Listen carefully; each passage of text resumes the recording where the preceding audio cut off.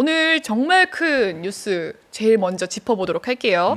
이재명 대통령이 일요일 날 4대 그룹의 총수들과 만났습니다. 뉴스 보신 분들은 떠들썩한 이야기 보셨을 텐데 향후 1,300조의 투자를 약속받았죠. 규모도 규모지만 이게 단순한 선언인지 산업 구조를 좀 재편할 수 있는 신호일지 궁금한데요.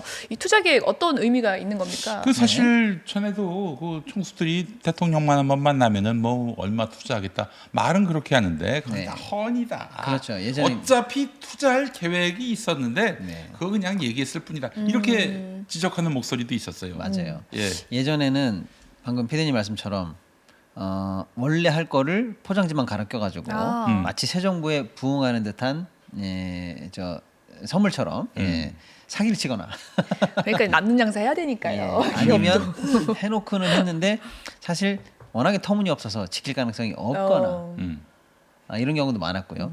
얼마나 계획이 예전 같은 경우에는 어설펐냐면 예를 들어서 그런 적도 있어요. 뭐 들은 얘기인데 예를 들어서 대통령 앞에 딱 가가지고 그 가기 전에 미리 네. 이제 실무진들끼리는 말을 얘기를 할 거 맞춰놓는 아니에요. 거예요? 그러니까 예를 들어서 뭐 A라는 회사에서 우리 이번에 뭐 만약에 투자를 뭐 100만 원 하기로 할 건데 그랬더니 그럼 이제 청와대 담당 공무원들이 잘했다 못했다 말이 없는 거예요. 한참 눈치 보다가 사실은 200명이 뭐 200만 원이요? 이렇게 하면 300만 원이요? 뭐 이렇게 해가지고 정부가 마음에 들어하는 수치가 나올 때까지 눈치 게임을 하기도 했었던 2, 3 이렇게. 예를 들면 그런 적도 있었죠. 네. 근데 이제 과거랑은 전혀 다르다. 지금 그 얘기를 하려고 하는 거예요. 최근에 일단 경제적으로 이제 큰 이슈는 뭐였냐면 한미 관세 협상이 네. 어쨌거나 이제 타결이 되지 않았습니까? 성공적으로 마무리됐다는 평이 많으니까요. 이제 네. 그거에 대해서 이제 기업들에게도 설명도 하고 앞으로 어떻게 할 건지 회의도 하는 겸 또 이제 그럼 니네는 미국에다 가면 투자하냐? 그럼 국내는 어떻게 되는 거야? 라는 걱정이 당연히 있으니까 마침 이제 국내에 관해서도 보완하는 얘기를 같이 할 겸 해서 이제 자리가 마련됐고 이 자리에서 이제 4대 기업을 위주로 해서 정확히는 한 7대까지 좀 넓혀서 회의를 했는데 여기서 일단은 앞으로 이재명 정부 5년간 국내에 어디에 뭘 어떻게 투자하겠다라는 계획이 발표가 된 건데요. 일단 총액으로 보면은 최대 1,300조 규모의 투자가 1,300조. 있고요. 고용으로 보면은 한 17만 명 정도 계획이 발표가 됐습니다. 네. 이제 구체적으로 보면 좀 재미있어요. 삼성 같은 경우에는 5년간 450조 네. 그리고 매년 6만 명, 그래서 네. 5, 6이니까 30만 명이죠. 어쨌거나 이 정도를 고용하겠다라는 발표를 했고요. SK는 최대 용인 반도체 클러스터에만 약 600조 원을 600조 원을 얘기했고요. 고용도 14,000에서 매년 한 2만 명 정도 얘기를 했고요. 매년 2만 명이면 5년간이면 그렇죠. 10만이네요. 사실은 그 용인 반도체는 네. 시정 가능성이 높아요. 그래요? 그럼 가보셨습니까? 원삼 쪽에? 그거 못 가보셨죠? 네, 안 가봤습니다. 와. 못 가봤습니다. 지금 하고 있어요. 열심히 짓고 거기서 있습니다. 네. 그분 그 개그맨 김미화 네. 님이 하시는 카페가 있는데 용인에 그 근처가 완전히 다 반도체 클러스터로 지금 조성이 되고 있는데 그 동네는 좀 상전 벽해죠 지금 솔직히. 완전히 끝도 없어요. 네네네. 지금 또 걱정이 그 반도체에 물이 많이 들어가거든요. 네. 그래서 수자원은 어디서 확보할 그러게요. 것인가? 맞습니다. 네. 이게 하루에 들어가는 수자원이 용인 시민이 1년이 아니라 이제 한 달 먹는 식수로 먹는 그 물 크기만큼 하루에 들어간다고 하더라고요. 지금 이제 뭐 용수와 전력이 아직 조금 해결이 그러네요. 안 되고 있습니다. 확보가 공급 확보가 네. 쉽지 않겠네요. 근데 이건 우리 때문이 아니고요. 윤석열 때문이에요. 성렬이 여태까지 그거 해결 안 하고 뭐 했냐는 거예요. 아무튼 그런 상황입니다. 그리고 현대차도 5년간 125조 투자 계획이 발표가 됐고요. 네. 매년 1만 명 고용하겠다. LG도 100조 원, 한화도 11조 원, HD 현대도 15조 원 등등등 해서 어마어마한 투자 규모가 나왔어요. 근데 이제 뭐 그런가 보다 하고 흘려드리실 게 아니라 이게 의미가 있습니다. 의미가 있어요. 이제 그 의미를 좀 하나하나씩 짚어드리려고 하는데 네. 일단 첫 번째 특징은 뻥이 아니라는 거예요. 아까 제가 말씀드렸던 거 괜히 정부 눈치 보려고 임기 초반에 선물입니다 이러고 생색내기용이 아니라는 거예요. 네. 다 실체가 있고 내용이 실제로 할 만한 내용이고 너무나 재미있는 내용들이 네. 숨어져 있어요. 그래서 첫 번째 특징 뻥이 아니다. 네, 뻥이 뻥이 아니다. 그럼 이제 하나씩 보면은 첫 번째 이제 그 가장 주요한 방점은 역시 AI에 집중 투자돼 있다 이렇게 좀 말씀드릴 수가 네. 있고요. 이제 개별적으로 보면 기업들마다 발표한 게 다 재밌어요. 근데 여러분이 이제 주식 투자 하시는 분들 많고 또 그 지역에 또 관계된 분들이 많으니까 그 계획들을 좀 본인의 이해관계랑 엮어서 한번 생각해 보시면 재밌을 것 같아요. 네. 삼성 같은 경우에 좀 눈길을 끄는 계획이 있는데 평택에 네. 평택에 그 뭐 어마어마한 규모의 사실 반도체 공장을 짓겠다라고 했는데 네. 사실은 중단됐거든요. 중단됐군요. 그래서 이야 평택에 삼성 캠퍼스가 들어온대 그래가지고 그 일대가 들썩들썩했고 그렇지 부동산 가격이 뛰었겠지. 부동산도 폭증했고 막 오피스텔 뭐 다세대 상가 등등등 어마어마하게 했는데 사실 삼성이 계획을 미루면서 네. 좀 이런 말씀 좀 드리긴 뭐하지만 직격탄을 맞았어 부동산이. 그래서 대침체에 들어갈 정도로 아이고. 평택 경제에 사실은 암울한 먹구름을 들이워는 상황인데 삼성 입장에서도 반도체 경기를 고려해서 설비를 지어야지 그렇죠. 무턱대고 예. 지을 수는 없잖아요. 네. 그런데 여기 반가운 소식입니다. 평택에 있는 P5 공장을 드디어 다시 공사에 착수하는 아이고 계획입니다. 이번이. 다행이네. 다시금 재개가 됐군요. 그럼요. 네. 경기 남부권 특히 평택을 위시한 쪽에서는 이제 아주 뭐랄까요 그 큰 침체를 이제 털어낼 수 있는 동시에 이게 지역 사회에 미치는 영향이 큰 거죠. 부동산도 다시 좀 활성화가 되겠네요. 그렇죠. 이 부분 때문에. 네. 그 다음에 이제 삼성 SDI라든지 이쪽에서 차세대 반도체라든지 이 데이터 센터라든지 이쪽을 지금 서남권으로 발표했습니다. 아, 서남권이요. 그러니까 이제 전라권에 큰 공장이 드디어 이제 들어가는 거예요. 아. 사실 우리나라 주요 산업은 다 부울경에 있지 않습니까? 네. 경부 라인을 타고 있는데 서남권이라고 해봐야 뭐 군산에 뭐 자동차 조금 네. 있고 기아에 뭐 광주에 조금 있고 이 수준이지 제대로 된 이게 뭐 물론 이제 석유화학은 남부에 좀 있습니다만 없는데 본격적으로 이제 서남권에 삼성이 데이터 센터를 이번에 낸다라는 계획이 들어가 있어요. 이게 이제 지역 균형 발전에도 그러네요. 도움이 되는 그런 계획이 전라권과 될 거다. 서남권 지역 그렇게 볼 주민들에게는 수가 또 있죠. 희소식이 되겠네요. 뭐 SK는 이제 반도체 클러스터 용인 쪽에 네. 계속 줄기차게 하겠다 이런 네. 내용이고 울산에 데이터 센터 발표를 좀 했고요. 네. 그 다음에 이 현대차가 아주 재미있는 계획을 발표했어요. 어떤 계획이죠? 그러니까 제가 이제 눈길을 끄는 것만 이제 몇 개 말씀드리면 이제 미래 신사업에 50조, 뭐 R&D에 38조, 뭐 이런 게 등등등 한다라고 하는 건데 여러분 이제 그 삼성은 반도체 잘 나가나 보다 이렇게 알고 계신데 네. 현대가 어때라고 하면은 잘은 모르시는 분들이 계세요. 이렇게 말씀드릴게요. 현대가 뭐 못하는 게 있냐? 없어요. 아, 현대가 못하는 게 없어요. 없어요. 차도 잘 만들고 오. 차종별로도 잘 세분화돼 있고 고급 브랜드 제네시스도 잘 이제 순항하고 있고 수소차 뭐 하이브리드 다 잘합니다. 그리고 미국에서 관세에 두드려 맞아도 쉽게 말하면 이제 국제적인 대응력이 있어서 아 네. 그럼 유럽에 좀 집중해 뭐 남미에 집중해라고 해서 그런 거 충격 흡수할 만큼 수출 라인이나 이런 것도 글로벌리하게 다분화되어 그 있고요. 미국도 리스크 많이 주셨잖아요. 얼마 전에 그래서 현대 정의선 회장이 맞습니다. 이 네. 대통령 손 붙잡고 너무 큰 빚을 감사하다고. 졌다. 대통령께 빚을 많이 맞아. 졌다. 너무나 이런 감사하다 얘기 이런 했어요. 얘기했죠. 예. 어쨌거나 그래서 이제 현대는 문제가 별로 없는데 잘 하고 있는데 근데 기업 사이즈나 세계 시장에 비해서 왜 주가가 여기밖에 안 돼? 아, 왜 이렇게 한가? 주가가. 라는 정말. 분들이 계신데 제가 이렇게 설명을 드리거든요. 예를 들면은 2살짜리 얘기는 엄마 소리만 해도 온 친척들이 다 박수를 쳐줘요. 두 아이고 살이네요. 잘했네, 아이고 잘했네 예. 이러잖아요. 근데 이제 대학원생쯤 되면은 엄마 소리 하면 징그럽다 그러지. 취직했다는 얘기를 들어야 되겠죠. 이미 잘하고 있는. 아니 이제 그 장성한- 체급에 맞는 요구가 다르다는 거예요. 체급. 예. 현대 같은 회사에 요구하는 거는 지금 우리가 얼마나 잘하는지 봐주세요. 그건 인정을 하는 거예요. 근데 너의 주가를 지금보다 더 레벨업하기 위해서는 지금 너가 하는 거 말고 미래의 청사진을 보여달라라는 게 자본시장의 요구였어요. 지금 하지 않는 거, AI 시대에 할 거, 아까 저번에 우리가 한 번 했습니다. 예를 들어서 자율주행이라든지 네. 어쨌거나 네. 그 다음 비욘드를 보여달라는 건데 아. 이번에 그런 아주 재밌는 프로젝트가 나왔어요. 어떤 프로젝트죠?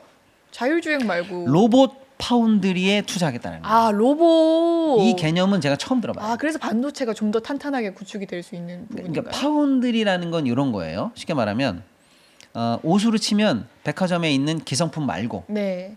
수제입니다. 수제. 내가 직접 가서 내 몸 사이즈 재고 요대로 맞춰줘라고 하는 거. 네네네. 장인 정신이 좀 들어가네요. 그렇죠. 그러니까 레시피를 주고 음. 이대로 만들어줘라고 하면 만들어주는 걸 파운드리라고 하는데 네.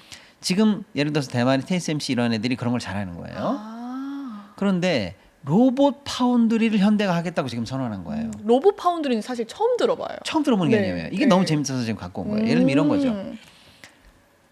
기술이 좋은 회사가 로봇을 디자인을 해요. 네. 그래서 뭐 깡통 로봇, 스타워즈에 나오는 그 로봇을 만들든지, 뭐 테슬라가 만드는 휴머노이드 같은 걸 만들었다 쳐요. 네. 그러면 이제 그거가 기술이 좋다 그러면 양산을 해야 되는데 양산을 하려면 적어도 수십조 단위의 공장이 투자가 돼야 돼요. 그렇지. 그런데 네가 시험 로봇은 잘 만들 수 있는 특정한 기술이나 AI 모델이 있는데 네. 너 그거 가지고 양산하려면 수십조 될 수 있는데 가능하겠어? 내가 만들어 줄게 이겁니다. 아, 시범으로 좀 만들어 줄게. 아까 파운드리라는 개념 말씀드렸죠. 네. 백화점에 있는 게 아니고 레시피를 주고 이대로 만들어줘라고 하면 만들어주는 걸 파운드리라고 한다고 네, 생각하면 네, 네. 로봇에 관해서도 전 세계에 있는 모든 로봇을 만드는 회사들이 와서 지네들이 만든 로봇을 양산은 우리가 해준다는 거예요. 갖고 와 이거예요. 설계도 레시피를 나한테 해줘. 그럼 현대 내가 나 자동차 만드는 거 봤지? 아, 네네네. 내가 제조는 자신 있어. 아. 그러니까 니네들이 로봇 설계해. 너희들이 기술로. 나는 만들어줄게. 아, 만들어줄게. 이런 이 로봇이라고 해보면 이런 로봇을 만들어 왔어요. 청소 로봇 이런 거 만들어 왔어요. 내가 만들어줄게 30만 대 뭐 이런 거. 사람 닮은 로봇 갖고 와. 내가 만들어줄게 100만 대. 이런 식의 로봇 파운드리에 투자하겠다는 계획이 나왔어요. 너무 재밌죠. 네. 예, 그래서 이런 식의 그러니까 예를 들어 평택 공장을 재가동하겠다. 삼성, 네. SK 용인 반도체 클러스터 빨리빨리 네. 완공하겠다. 현대 로봇 파운드리 하겠다라고 해서 AI를 위주로 한 신사업의 진짜 프로젝트가 이번에 발표됐기 때문에 예전에 정권 초기에 하던 것처럼 뻥 얘기가 아니다. 아. 필요해. 지금 필요해. 그렇습니다. 그런데 이제 고용이 늘어날 확률은 어떻습니까? 너무 좋은 일단은 얘기입니다. 17만 명 는다고 그렇죠. 하셨으니까. 방금 말씀드린 요게 첫 번째 이번에 봐야 될 거고요. 네. 실체가 있는 얘기다라는 거. 두 번째가 고용이 이번에 나왔다는 게 너무 중요한 겁니다. 예, 그걸 고민정 아나운서는 태어나기도 전 얘기일 텐데 네. 1986년을 앞두고 어마어마하게 방송사에서 사람을 뽑았습니다. 86년을 앞두고 개국들이 이제 많이 할 아니야. 시작이죠? 개국은 이제 90년 지났었는데 네. 그 이후에 이제 케이블 TV가 94년인가 네. 생기고 88 서울 올림픽 아. 그에 앞서서 86 아시안 게임이 있었는데 아. 방송국에 그 직원이 별로 없는 거야. 네. 그 방송 제작이 중계해야 되는데. 그렇죠. 그 중계는 뭐 네. 이제 뭐 아나운싱, 뭐 캐스터 이것도 그렇지만 찍고. 촬영 네. 뭐 이런 것들 또 장비 다룬다든지 네. 그래서 그때 어마어마하게 뽑혔어요. 방송국에 인력이 많이 필요했군요. 그래서 그 당시 한 40, 평소보다도 40%, 50% 이렇게 더 많이 뽑았는데 근데 재밌는 게 뭐냐면 그때 KBS, MBC가 엄청나게 뽑았거든요. 네. 그때 뽑았을 때 들어왔던 사람 중에 한 명이 그 강원도지사 하셨던 그 최문순. 최문순 네. 의원을 네, 네. 포함한 그런 네. 분들인데 근데 흥미로운 건 뭐냐면은 방송이 많이 자동화가 되고 네. 그래서 인력이 많이 필요가 없어지고 특히 또 여성 아나운서들은 되게 비정규직으로 뽑는 그렇죠. 경우가 많이 있고 그래서 이제 이분들이 정년 퇴임할 무렵이 2020년 그 즈음인데 새로 또 뭐 어마어마하게 그 인력을 대체할 TO가 생겼잖아요. 네. 그만큼의 인력을 또 뽑지 않아. 그렇죠. 예, 그냥 퇴임하시는 분들은 굿바이 하는 거고 또 새로 그만큼 또 채용을 안 하는 네. 이런 구조가 있단 말이죠. 지금 또 많은 것들을 로봇이 생산을 담당하기 때문에 네. 뭐 그 투자는 많이 하지만 그래서 로봇에게 그 일을 맡기면은 고용 인력은 크게 안 늘어나지 않겠는가 하는 그런 맞습니다. 추측이 있어서요. 너무 중요한 질문이시고요. 예. 그런 어떤 시대적인 변화상도 당연히 중요한데 윤석열이가 망쳐놓은 고용 상황을 보셔야 됩니다. 지금 고용이 최악이에요. 자기는 고용 전체가 늘었다고 자화자찬을 3년 내내 했습니다. 그렇지. 윤석열이가. 윤석열이가. 실제로 일자리가 조금 늘긴 늘었어요. 전체로 보면. 근데 왜 늘었냐? 그 이전에 코로나 때문에 확 줄여가지고 모든 분들이 사실은 힘들었잖아요. 네. 그게 조금 코로나 이후에 이제 기준점이 잘못된. 약간 뭐랄까 회복되는 정도에 네. 불과했다. 총 통계로 보면요. 그러면 실제로 어디가 많이 늘었나 봤더니 60대 이상 여성 임시직 일자리가 많이 늘었어요. 아. 그게 다 통계로 잡힌 거예요. 쉽게 말하면 코로나 때문에 집합 금지되고 모이지 못했던 장소가 일단 풀리면서 필요한 일자리 뭐예요? 예를 들어서 식당 일자리, 네. 그다음에 뭐 호텔 숙박업 같은 데에서 예를 들면 청소나 이불이나 이런 거 뒤로 해주시는 그런 일자리들, 그다음에 요양보호 일자리들, 이런 일자리들 우리가 이제 주위에서 흔히 볼 수 있는 60대 이상 여성분들이 많이 하시는 그 일자리들은 늘었어요. 네. 그게 통계에 많이 잡혔어요. 그게 정확하지는 않지만 17% 이상 늘었습니다. 오.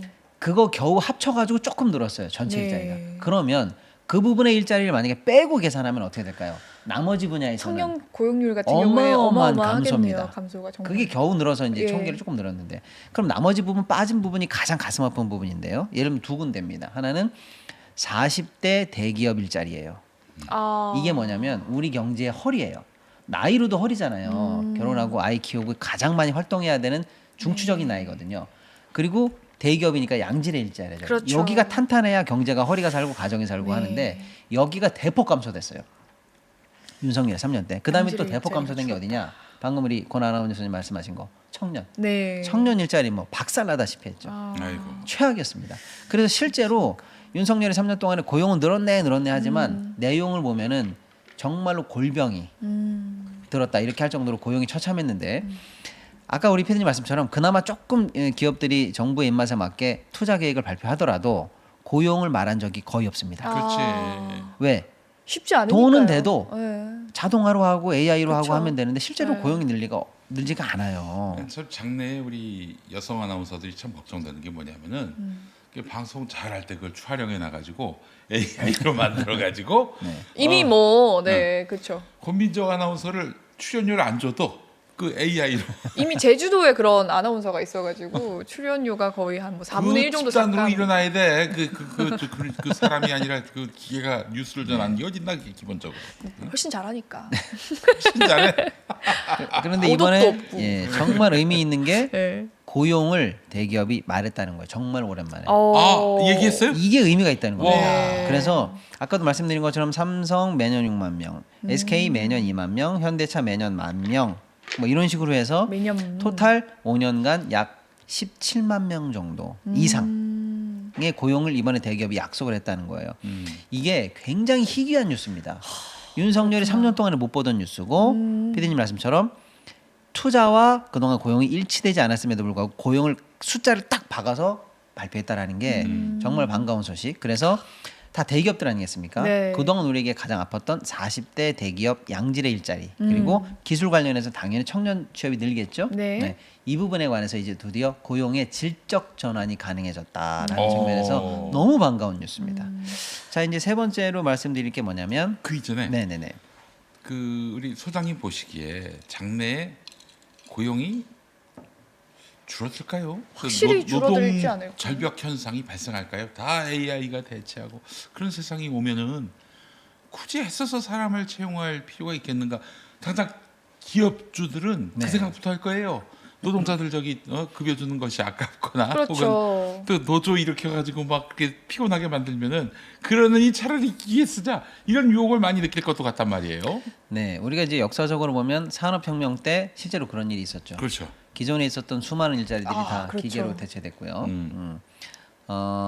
그 이후에 이제 인터넷 혁명이라든지 이럴 때마다 사실은 기존의 인력들이 많이 새로운 일자리에 밀려나고 대체되곤 했습니다. AI도 그럴 것이냐?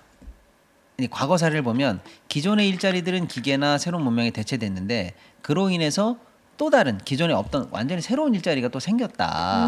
그러니까 플러스 마이너스 해보면 괜찮다라는 게 역사적으로 보면 경험인데 이번 AI 혁명도 그럴 것이냐라는 거에 대해서는 다양한 분석이 있는데 제가 볼 때는 절대적으로 일자리의 감소가 더 크지 않겠나라고 예측하는 분석이 맞는 것 같아요. 그러니까요. 기업에서도 인력을 없애줄 또 인력을 찾는다. 그러니까 일당 100이 아니고 일당 뭐 한 거의 정말 이런 식으로 할 수 있는 인력을 찾는다고 하니까 정말 그래서 주는 거는 확실히 새 되지 않을까. 문명의 시대가 열리긴 하는데 네. 그 이후에 생길 수많은 일자리들의 이 소멸과 네. 그로 인한 사회적 문제 그리고 그러면 일자리는 줄되 투자는 되고 새로운 문명이 열리면 자본은 그쪽으로 열릴 거 아닙니까?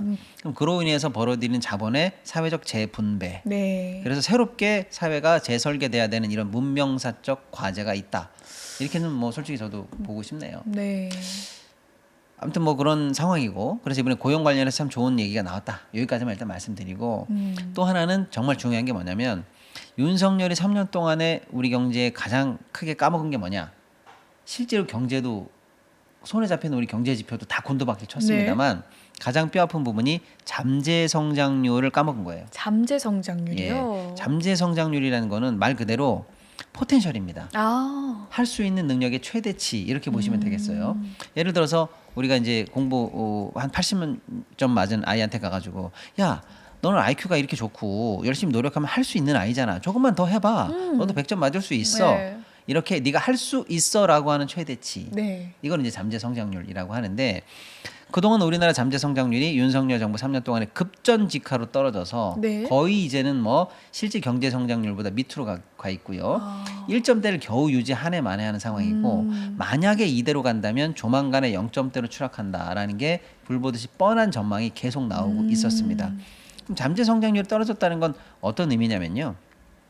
미래가 없다는 뜻이에요. 그렇죠. 미래가 없다. 예, 아까 야 너는 원래 100점 맞을 수 있는 능력과 그런 게 있잖아. 조금만 노력해봐. 이렇게 우리 자식들한테 얘기할 수 있는데 잠재 성장률이 떨어졌다는 건 무슨 뜻이냐면 얘는 해도 안 된다는 거예요.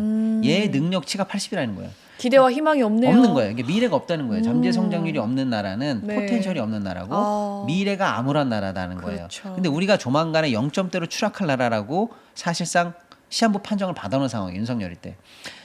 미래가 없는 거죠. 그나마 우린 괜찮지만 예를 들어 미래가 밝은 우리 권 아나운서님 입장에서는 청년들 같은 경우에는 어떤 나라가 되냐면 이게 아르헨티나가 대표적인 얘기인데 예. 예전에 아르헨티나가 우리나라보다 잘 살았어요. 네. 예. 그런데 지금 아르헨티나 경제 안 좋거든요. 네. 또 요 직전에도 굉장히 안 좋았고. 그러면 예전에 지은 아파트에 딱 가서 사는 사람들한테 지금 만약에 권 아나운서 같은 세대들은 모르는 거야. 근데 저기 가려져 있던 복도 끝에 가서 저는 짐을 막 치우고 보니까 여기 문이 있네. 이 문 뭐예요, 엄마? 이 문 뭐예요, 할아버지? 이렇게 물어보면 이거 예전에 작동되던 엘리베이터야. 뭐 이런 거죠. 그럼 여기 문이 왜 닫혀 있어요? 여길 지나가면 뭐 가로등도 있고 저쪽으로 연결되는 길이 있어. 그럼 저기 가로등이 켜져 있었단 말이에요. 우리 길거리에. 그럼 이런 거를 옛날 얘기하듯이 해요 지금.